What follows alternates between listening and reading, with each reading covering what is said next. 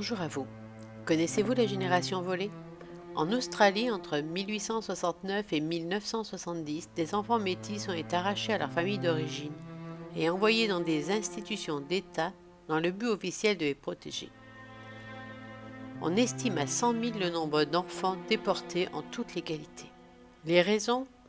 Les idées en vogue à l'époque affirment que le contact entre colons blancs et aborigènes va entraîner par un processus de sélection naturelle la disparition de ces derniers. Or, le nombre croissant de métis en Australie est perçu comme une menace envers la pureté de la race blanche, ainsi que comme une entrave au processus d'extinction naturelle des aborigènes. En conséquence, dès le début du XXe siècle, une loi autorise le gouvernement à saisir les enfants métis, officiellement pour s'assurer de leur bien-être en les intégrant à la société blanche. Cecil Cook, protecteur des indigènes dans le territoire du Nord, déclare: toutes les caractéristiques indigènes de l'aborigène australien sont généralement éradiquées à la 5e génération et le sont invariablement à la 6e.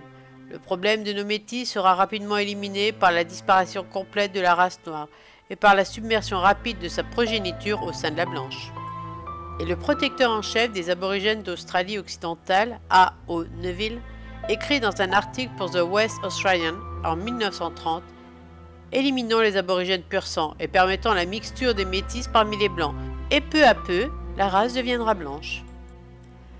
Dès 1869, des enfants métis de la communauté aborigène ont été enlevés à leurs parents, sans leur autorisation, pour être placés dans des institutions ou dans des familles d'accueil blanches, avec l'aval de l'État et de la police. Certains politiciens prétendaient que de toute façon les aborigènes oubliaient vite leurs enfants, et que leur douleur n'était que temporaire. À partir de 1950, chaque État australien dispose d'un arsenal législatif permettant à la police et aux agences gouvernementales d'enlever les enfants métis de la communauté aborigène et de les confier à des institutions spécialisées. Parlons des institutions. Les moyens financiers ont été mis sur la capture des enfants ou sur la poursuite de ceux parvenant à s'échapper, pas sur leur entretien ou leur éducation.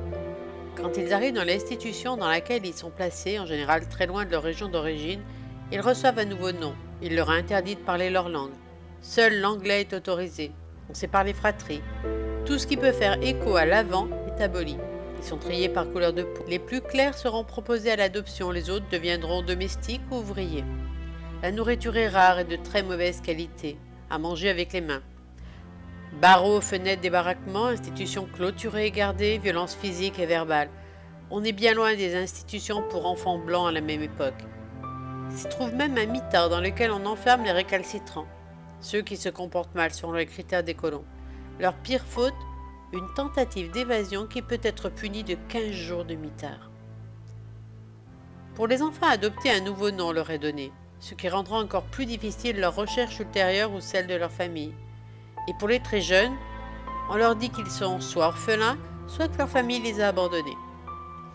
Censées être placées dans des familles à partir de 14 ans comme domestiques, les filles commencent souvent vers 11 ans pour de pleines journées de travail. Et elles peuvent s'estimer chanceuses quand elles ne subissent pas les avances plus ou moins insistantes des membres de la famille. Les coups y sont fréquents.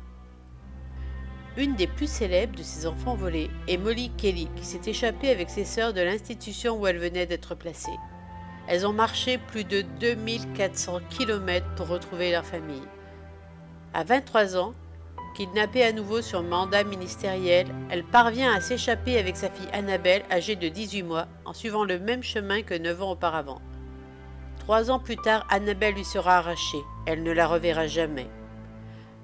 Un film a été tiré de sa première évasion, en français Le chemin de la liberté.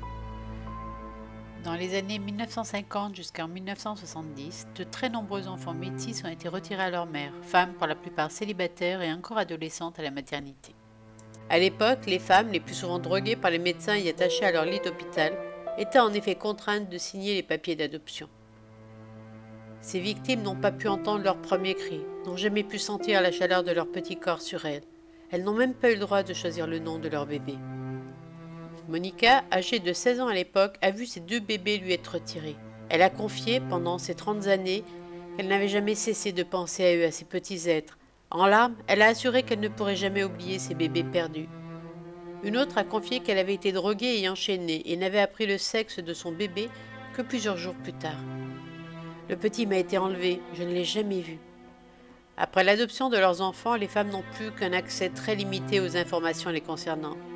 Le certificat de naissance est en effet délivré au nom des parents adoptifs. Un rapport commandé par le gouvernement en 1997 auprès d'experts indépendants est sans appel. Ce rapport condamne la politique d'assimilation forcée des aborigènes dans les années 1900-1970 en accusant l'Australie d'avoir engagé une politique de génocide. À l'issue de ce rapport, la Commission fait 3 recommandations au gouvernement. 1. Subventionner les associations indigènes qui permettraient aux personnes concernées de faire les recherches généalogiques nécessaires pour retrouver leur famille. 2. Accorder des réparations aux victimes d'éloignement forcé. 3. Que les parlements australiens présentent leurs excuses officielles et qu'ils reconnaissent la responsabilité de leurs prédécesseurs au titre des lois, règlements et pratiques liés aux éloignements forcés.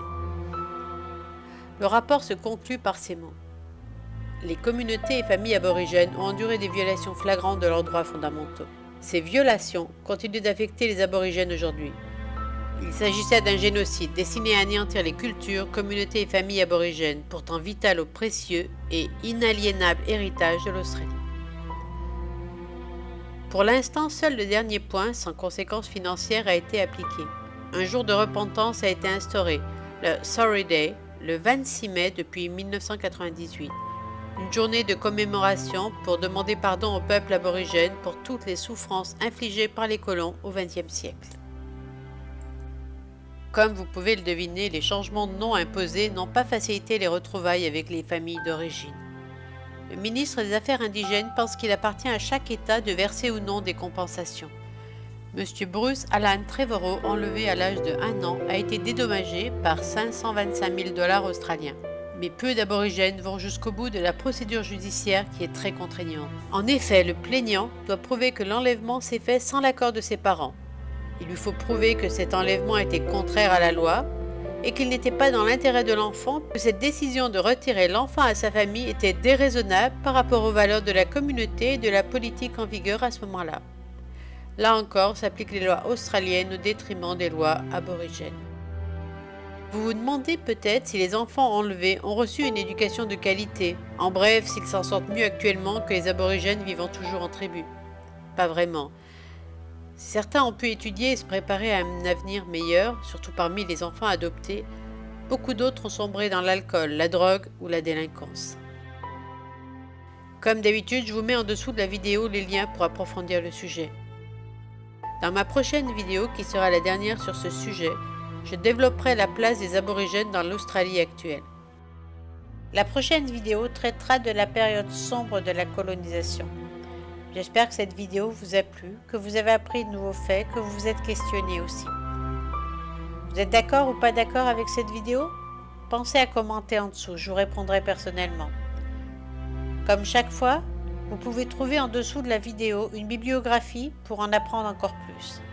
Pensez à liker cette vidéo si vous l'avez appréciée, à la partager et à vous abonner.